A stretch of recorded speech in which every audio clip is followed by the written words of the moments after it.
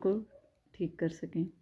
تو کہانی یہ ہے کہ دیکھیں ایک دفعہ کوئی مولوی صاحب اور کچھ اور لوگ جو ہیں وہ کشتی پہ جا رہے تھے، سفر کر رہے تھے، تو باتوں باتوں میں جیسے کہ ہم سب کا ایک خاص کانٹیسٹ ہوتا ہے کہ ہم جس فیلڈ میں ہوتے ہیں اسی فیلڈ سے ریلیٹڈ ہی بات کرتے ہیں۔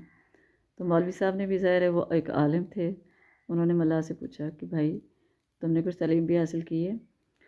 تو ملا نے کہا کہ نہیں مولوی صاحب میں پڑھا لکھا نہیں ہوں، مجھے تو بالکل بھی کچھ بھی نہیں آتا۔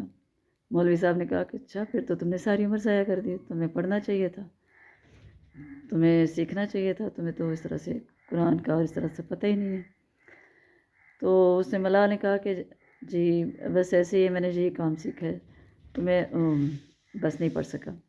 تو اسی طرح چلتے گئے آگے جا کے کشتی ایک دم ڈگمگانے لگ گئی، اور جیسے اس میں پانی بھرنے لگ گیا تو مولوی صاحب سے پھر ملا نے پوچھا کہ مولوی صاحب آپ کو تیرنا آتا ہے؟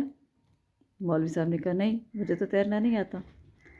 تو پھر ملا نے کہا کہ مجھے تیرنا آتا ہے، تو اب اس میں سے اگر خدا نخواستہ کشتی ڈوب جاتی ہے تو پھر کیا بنے گا؟ اس بات سے یہ سبق ملتا ہے کہ کسی کو حقیر نہیں سمجھنا چاہیے۔ ہر انسان کے اندر اللہ میاں نے الگ الگ قسم کا ٹیلنٹ ڈالا ہوا ہے، علیحدہ علیحدہ خصوصیات دی ہوئی ہیں۔ کچھ ایجوکیشن میں بہت آگے چلے جاتے ہیں، کچھ اپنے ہنر میں بہت آگے ہوتے ہیں، اور کوئی بھی چھوٹے سے چھوٹا کام جو ہے وہ ہمیں بالکل بھی اس کو حقارت سے نہیں دیکھنا چاہیے، اور کسی کام پہ ہمیں تکبر نہیں کرنا چاہیے۔ ہم ایک دوسرے کی مدد کے لیے پیدا ہوئے ہیں، ایک دوسرے کے ساتھ ہاتھ پکڑنے کے لیے پیدا ہوئے ہیں۔